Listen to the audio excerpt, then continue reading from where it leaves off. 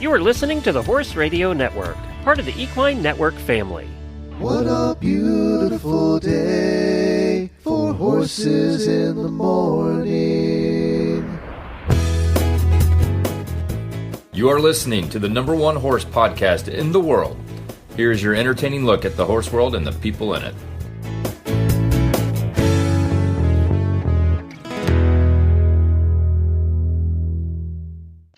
I'm Christy Landwehr. And I'm Sarah Honegger, and you are listening to this special monthly NRHA episode of Horses in the Morning on Horse Radio Network for this Thursday, December 12th. Good morning, Horse World.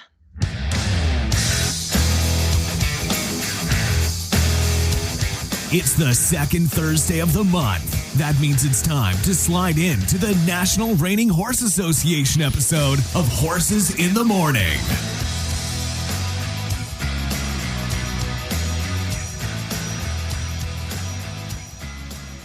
In this National Reining Horse Association episode, we will hear from the NRHA Level 4 Open Futurity Champion, Kaci O'Rourke, the outgoing NRHyA Youth President, and Anderson Bean Boot Company. Wow, Sarah, what an amazing futurity. It is my third one to attend as staff and my fourth one total as I attended years ago just as a guest. And I don't think I've ever heard that historic Jim Norick Arena in such an uproar.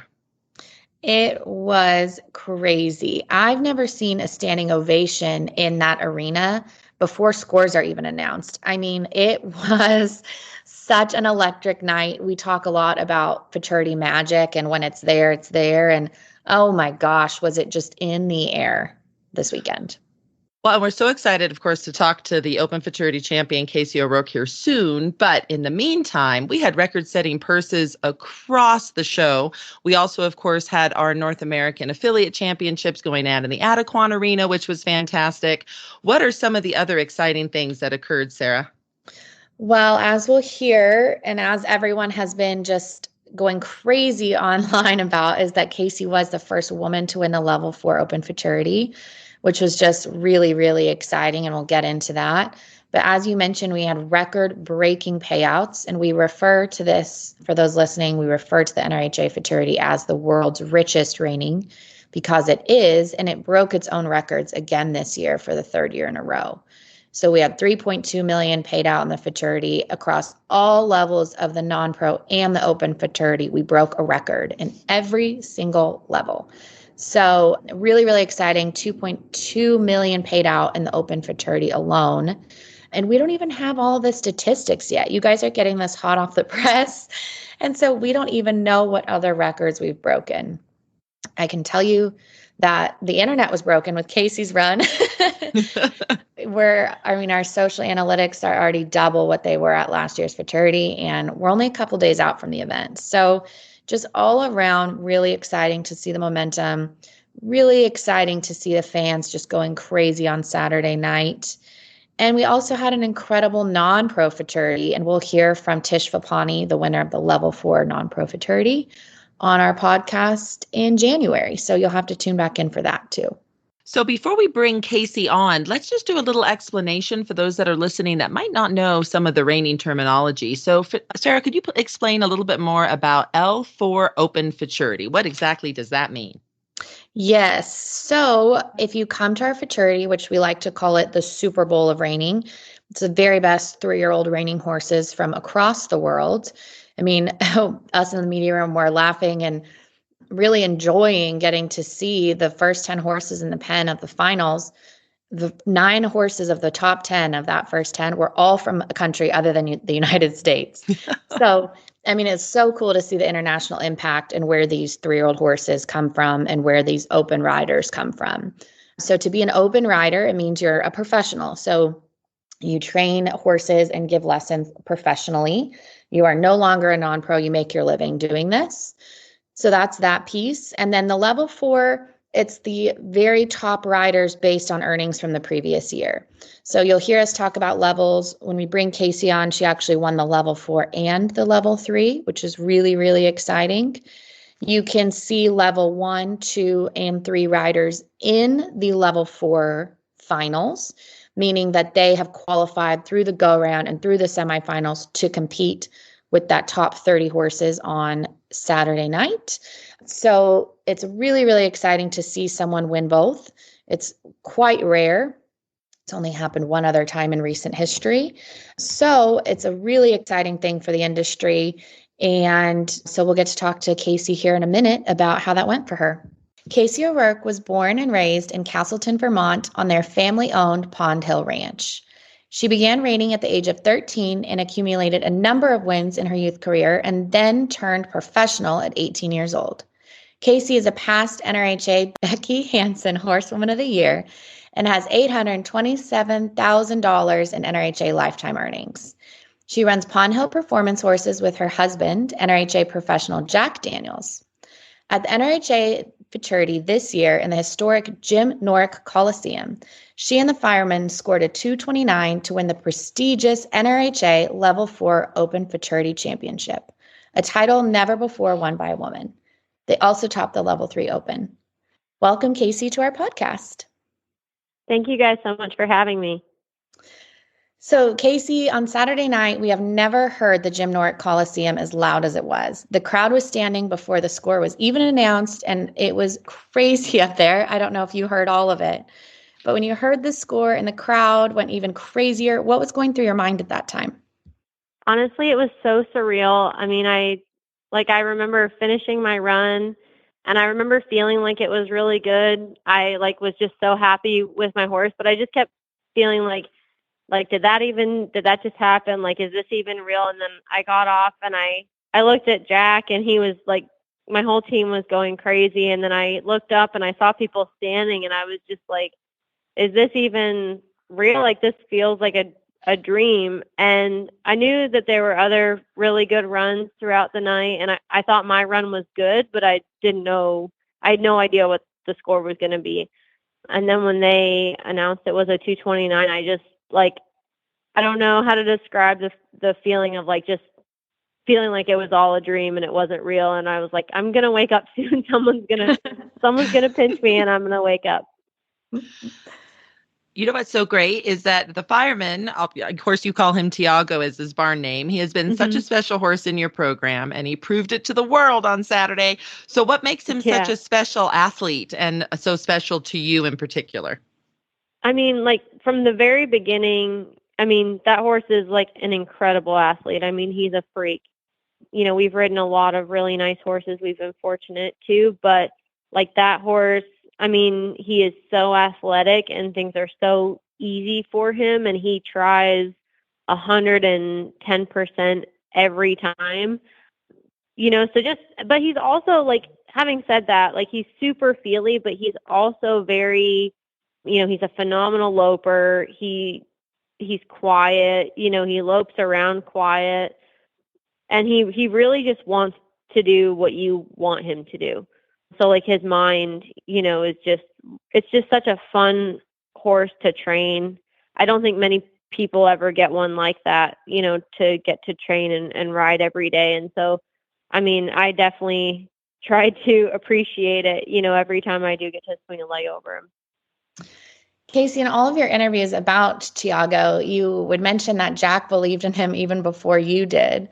So it was kind of that moment for you that you knew you were stealing him back and you had something really, really that could take you all the way. Like I said, he was so feely and so reactive, and he's very smart, very intelligent. So, he takes things very personally and stuff. So in the very beginning, even starting him in the round pen, I mean, he took a lot of time, just being spent with him and, taking things kind of slow in the very beginning. And I think if, somebody would have tried to run through him or something like that, I think, it might not have had the same kind of outcome. And Jack just really took his time. He took him trail riding a lot. He just spent time with him. And he would tell me, in the very beginning, I think this horse is special. And, he's not that he says that often, but he said it, once or twice. And, and they have been really good horses. But I was kind of yeah, well, we'll see. And I watched him in like the summer of his 2-year-old year, and you could see him, he's so athletic, he could get in his own way sometimes. Mm-hmm. And you could see him kind of start to slow down and start to figure stuff out. And I think it was about like in August, Jack was stopping him, and I was like, holy, smokes, that thing can stop. Incredible. And then one day Jack had, a lot of horses to ride. He's like, well, you can get that one out. I think he just needs an easy day today. You can just lope him. And I loped him, and he was like, the most incredible thing to lope around. And I was smiling, and he was like, don't you take my horse. And I said, well, I was like, I'll ride him for a little while. You have your hands full. I'll take him and ride him for a bit. And so, yeah, that was history. He tries not to make that mistake anymore, but.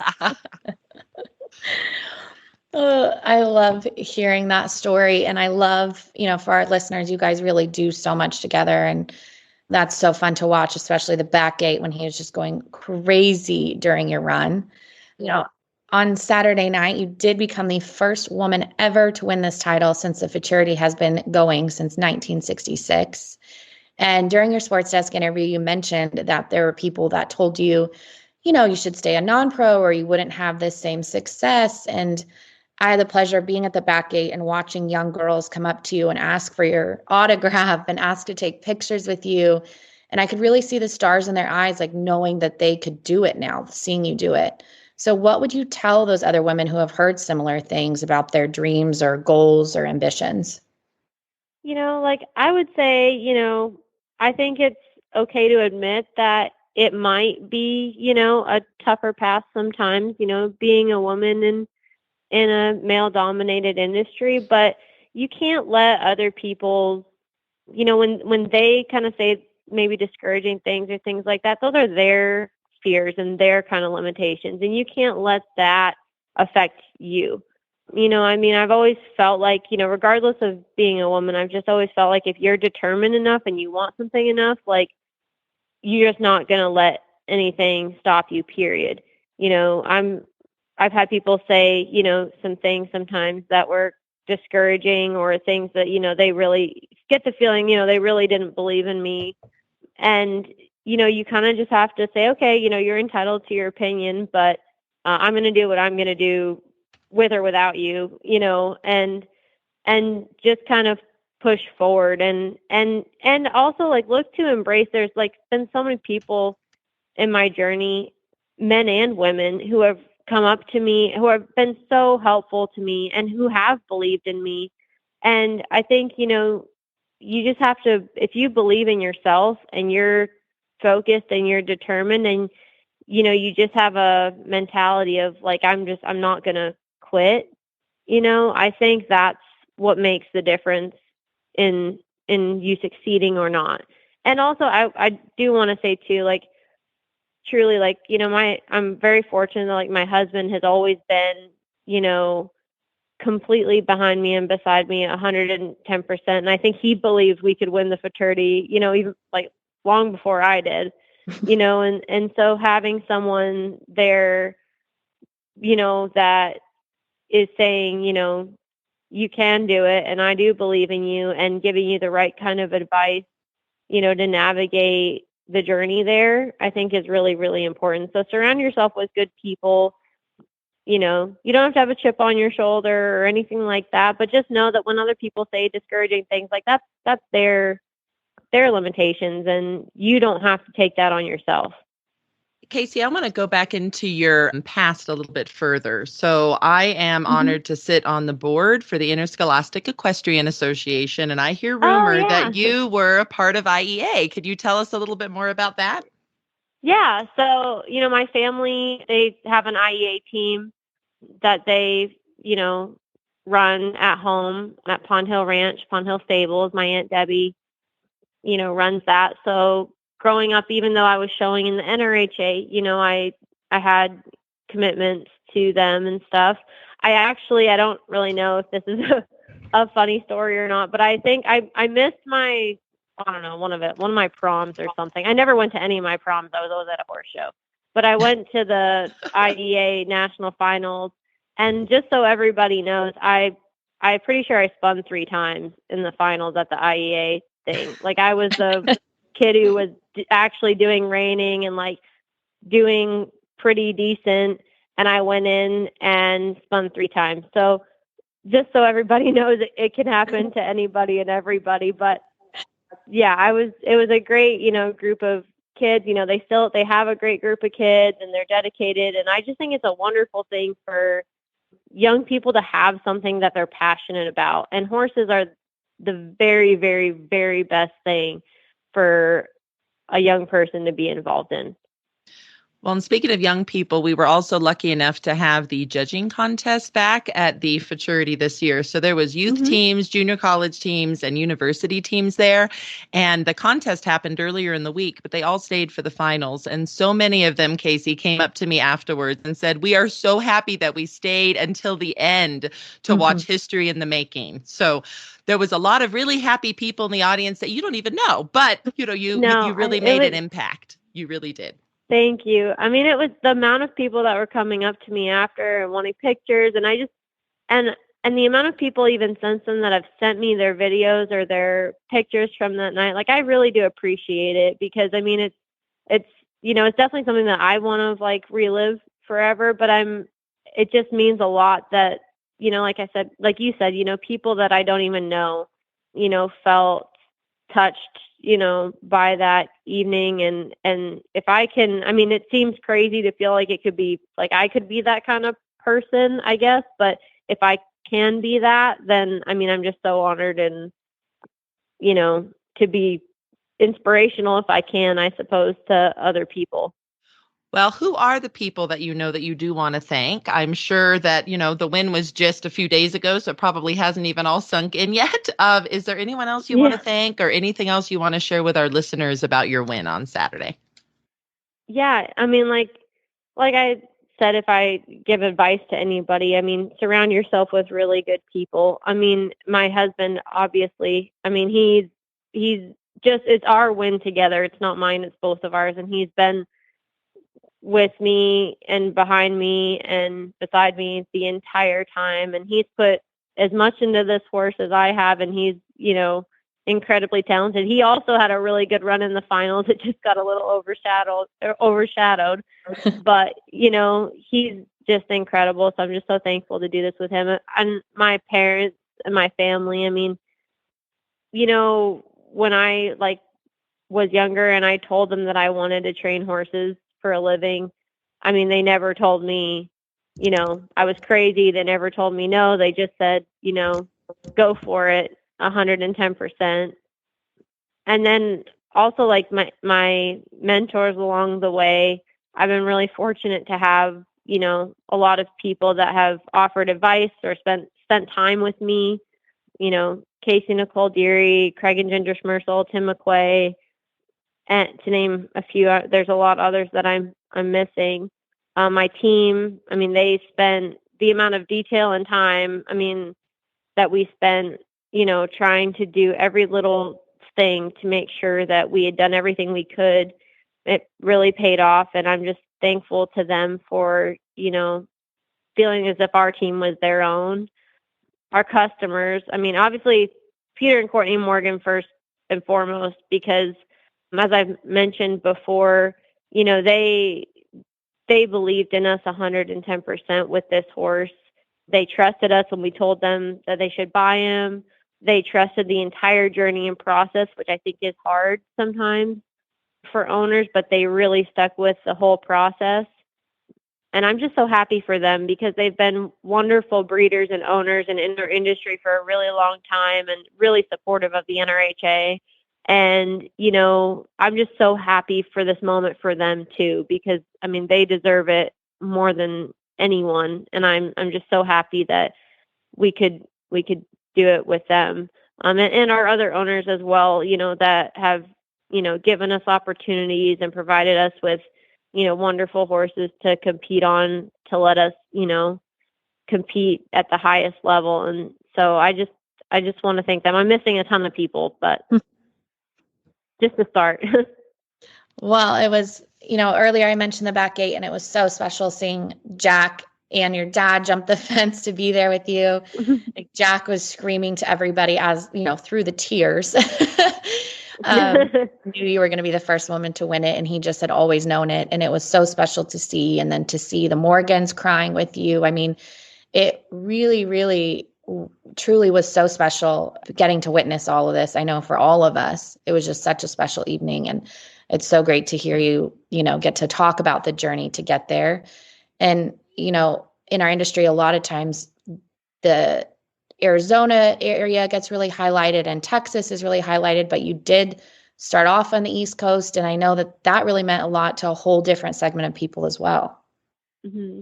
Yeah, absolutely. I mean, like I said, my family has a horse ranch in Castleton, Vermont, but it's obviously not the center of reining, and it's not the center of, Western riding in general. And so, I mean, being young and feeling like, okay, like I'm a girl, I'm from, I'm not from Texas. I'm not, didn't grow up in a reining family per se.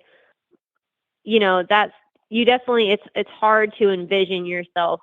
Like, it would have been very hard for me to envision then what happened on Saturday night, but you just got to keep pushing forward, I think. I mean, I've just been really fortunate to meet great people along the way who have, helped us and stuff. And I'm fortunate to have met somebody, to do this with that's as determined as I am. And we can kind of lean on each other, when we need to.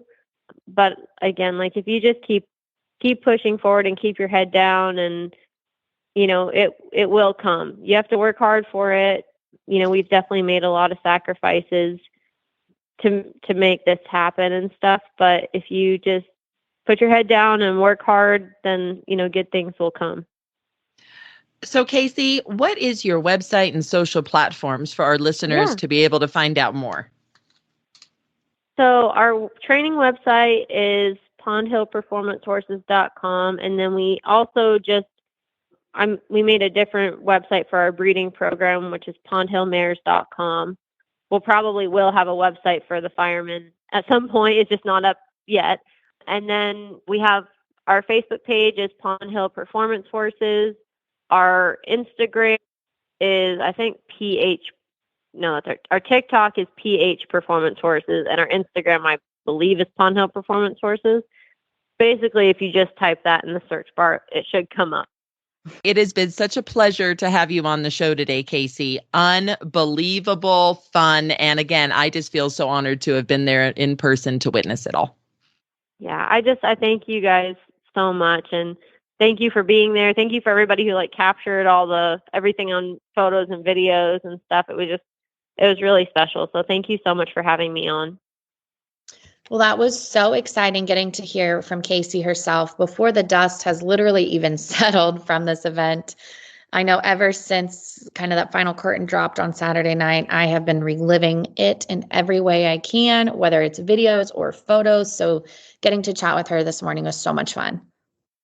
Well, it was great talking all about Kaci, but let's chat a little bit about the horse. So Fireman is pretty awesome himself. He was bred and nominated by NRHA corporate partner Tamarack Ranch, who is owned by Susie and Gabe Hutchins.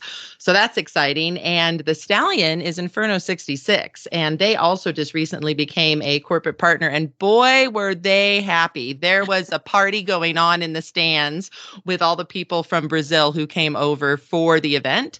So what a night, what a horse, what a rider. Truly. And they took home $350,000 just for the level 4, not even counting their level 3 earnings. And so their total earnings for the firemen just, from this event is $425,000. So huge, huge, huge night for everyone involved. Breeder, nominator, all the way across the board. Well, and now I'm so excited about our next guest because, boy, our youth are the future. And wasn't it great talking about Kaci, about her IEA and how she said, sometimes you don't really do what you're supposed to do in a pattern and that you could go on to win these titles, right? So I'm so excited to have Aubree up next. Aubree Leyva has served NRHyA leadership as a delegate, a liaison, and has been on the NRHyA board in multiple roles, including historian twice, and she is currently the 2024 NRHyA President. She has had success in both youth competition and competing in aged events and is now on the Texas A&M equestrian team. Welcome to the podcast, Aubree. Hi, thank you so much for having me. We are so glad you're here. We all just got back from the NRHA Futurity. The youth officers were there helping in many different roles, and we all got to watch history be made. And it was your final event as NRHyA President. Tell us a little bit about what the weekend was like for you.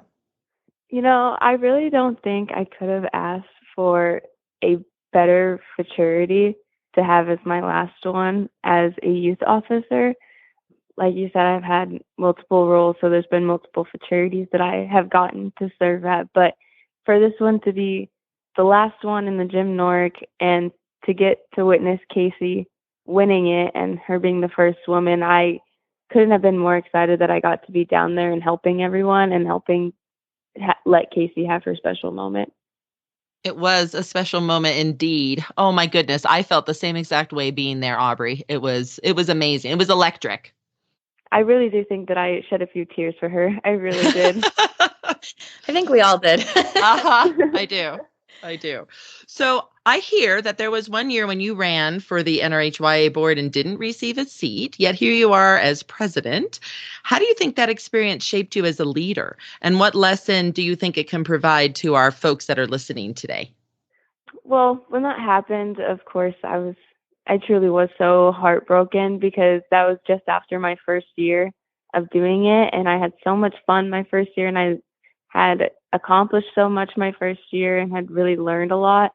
So not being able to do it the next year was so sad. But I really did realize in that year of me not getting it that God does have a plan, because it really did work out with that. That year was my busiest year that I've probably ever had. I was getting recruited by colleges, and I was really starting to get into the aged events, and it really did work out to where I got to experience more on my regional side of things and be able to focus on improving where I live, and then being able to bring that all in the next year where I wanted to try again running for the national board.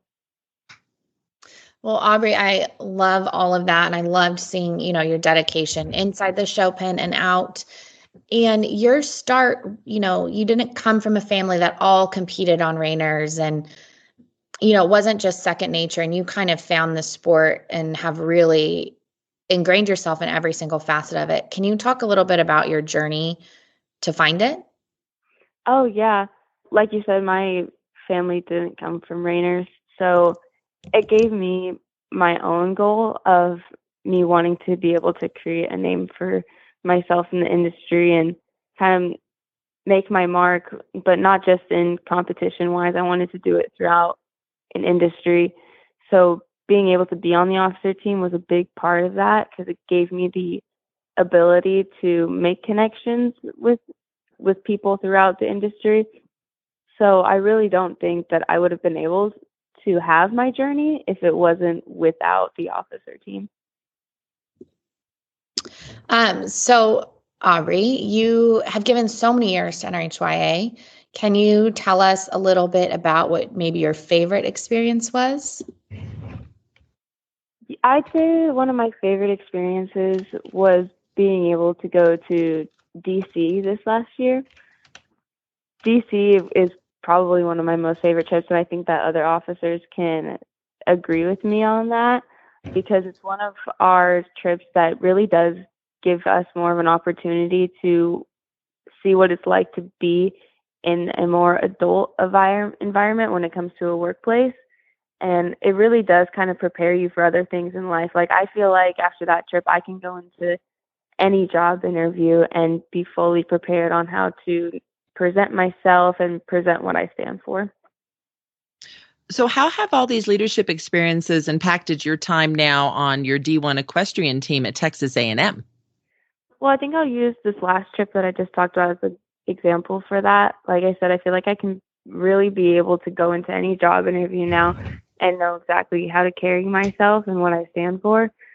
So I think taking all of my experiences that I've learned throughout the youth leadership team is like I really do get to take it into college and use it for like little things like talking to professors, but I'll know how to carry myself when talking to them and creating small talk with adults.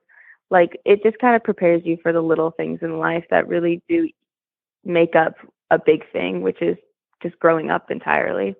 Well, Aubree, it's been so fun to get to watch your journey through all of NRHyA, and you have left such an impact with your leadership, how you have networked, the way that you've brought so many young people into NRHyA after, them seeing your journey and seeing that you don't have to grow up in it to find a real home in it.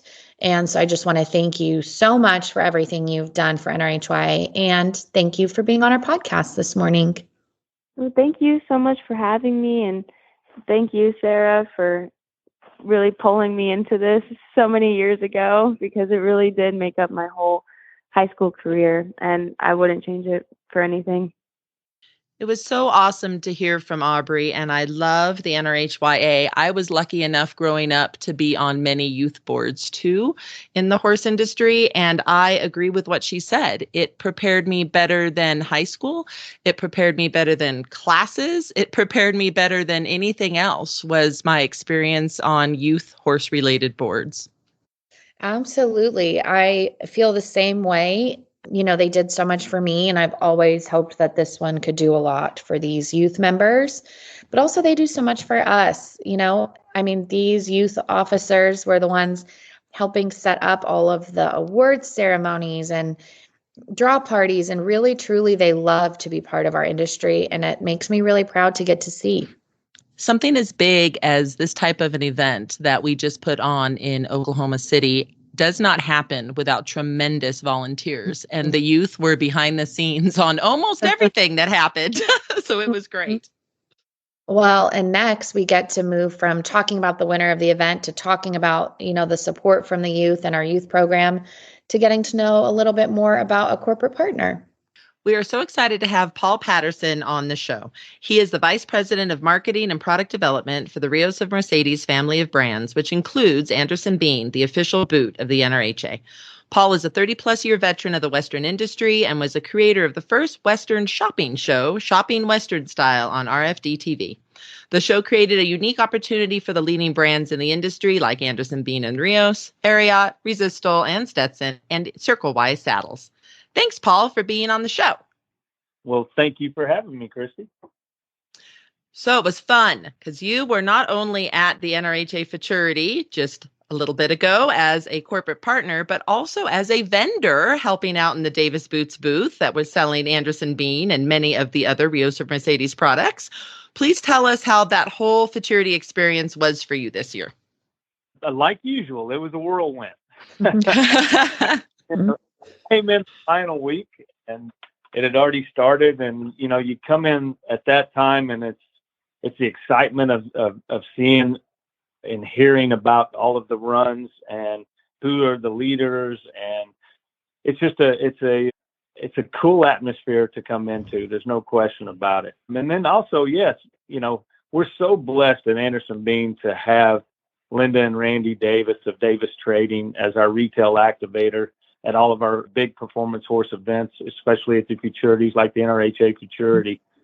They've been our partners for 20 years and carried only our brands and represented our brands at the highest level, dealing with all these professional athletes all the time and the amateurs, making them feel like they're home, but also presenting our brands the way that we want them presented and giving them a unique opportunity to have a new tool, because that's the way they look at boots today. That's their tool of the trade. I love that you mentioned Linda. We did a little mini mic interview about what people's favorite Futurity tradition was. And she was so cute. And she said, my favorite Thanksgiving tradition is being here because that's what I've done for the last 2 decades. That was really cute. Talk about dedication, right? Yeah, right. Most people's favorite Thanksgiving tradition is, certain pies, but hers gets to be our Futurity, which is really special.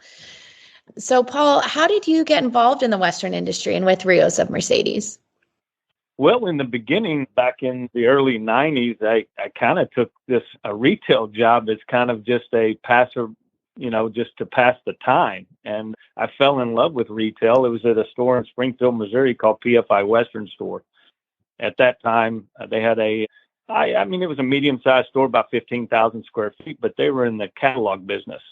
There were two big catalogs in the Western industry, Scheffler's and PFI Western Store.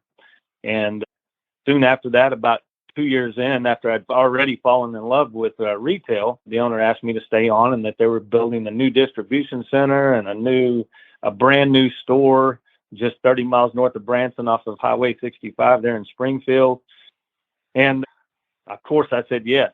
And kind of the rest is history there as far as getting into the industry. It allowed me the opportunity to meet all of the different brands and the leaders of all the brands in the Western industry and lifestyle.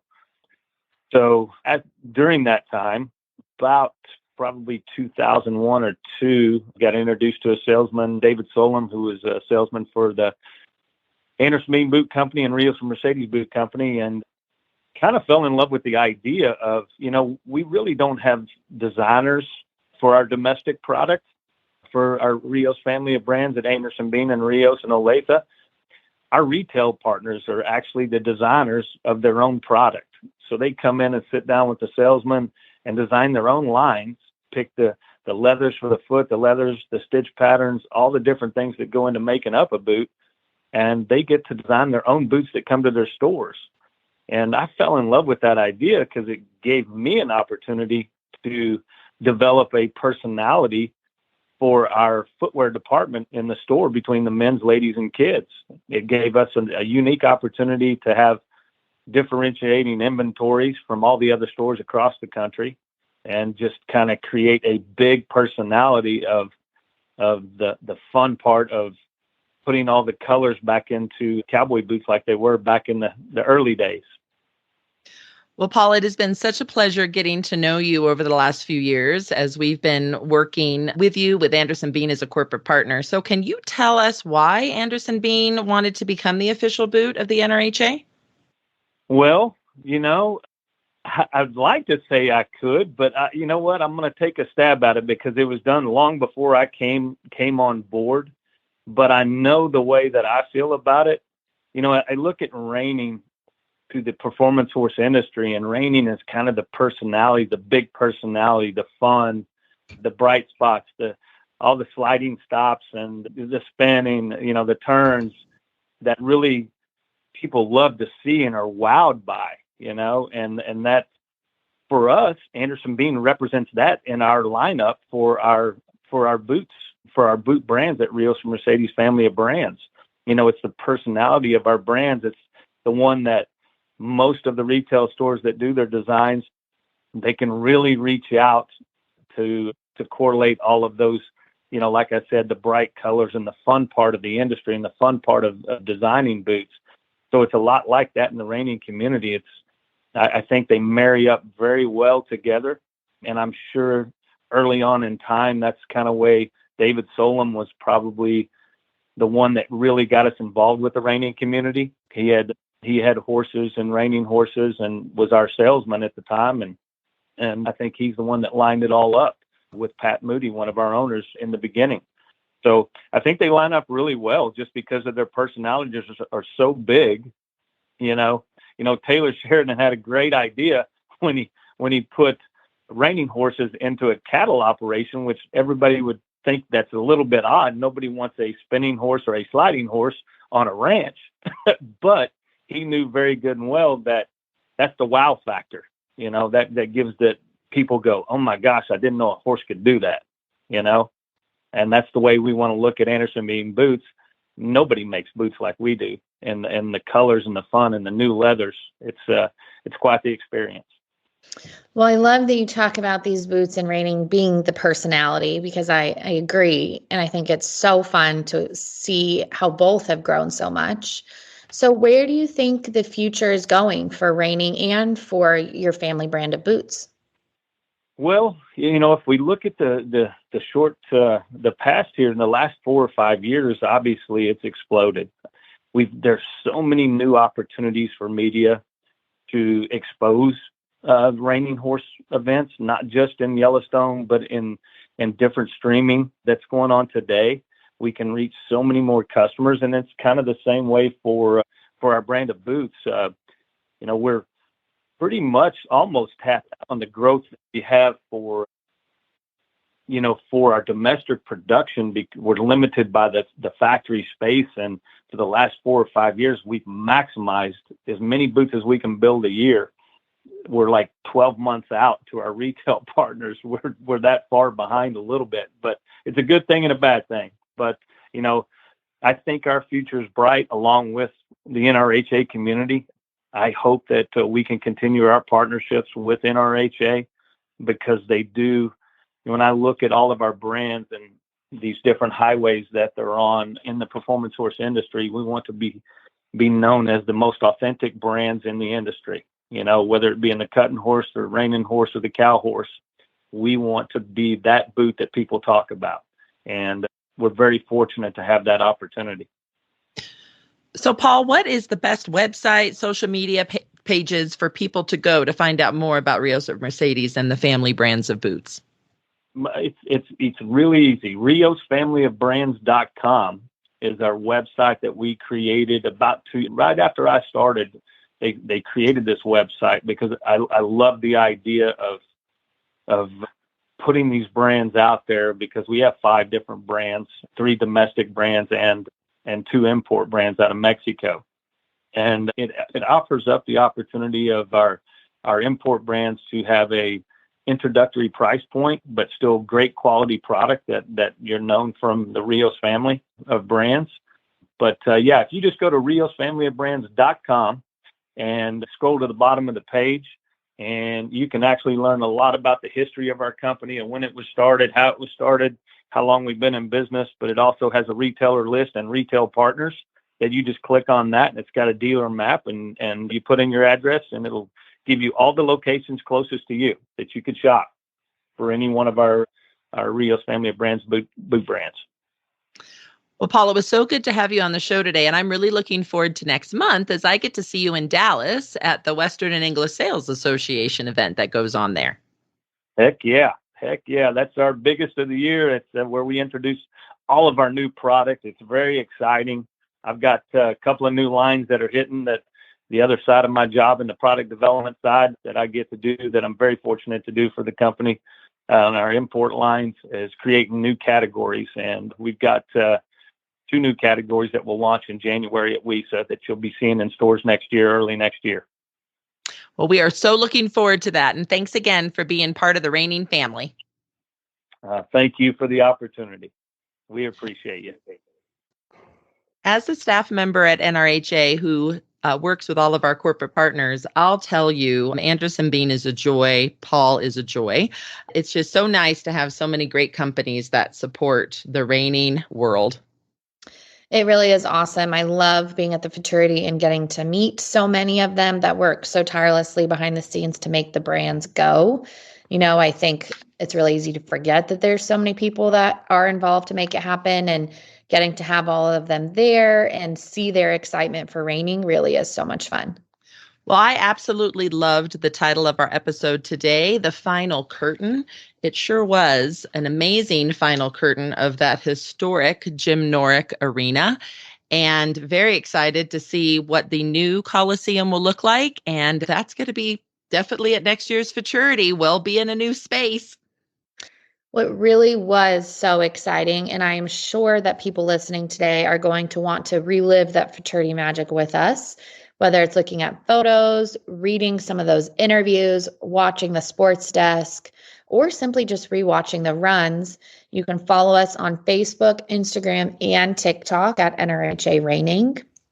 And if you want to listen to past reining podcasts, all of those are at nrha.com/podcast. Now go out and have the slide of your life.